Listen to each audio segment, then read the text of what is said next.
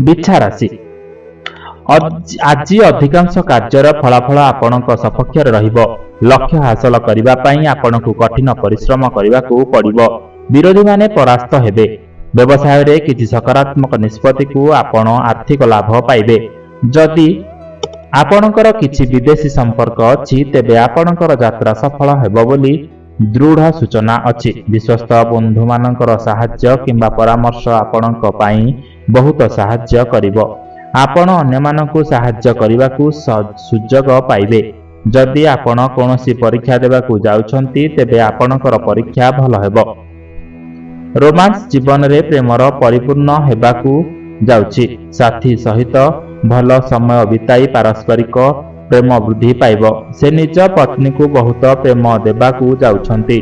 Girlfriend सहित मजा करिबा संपर्क को आहुरी गभीर करिब।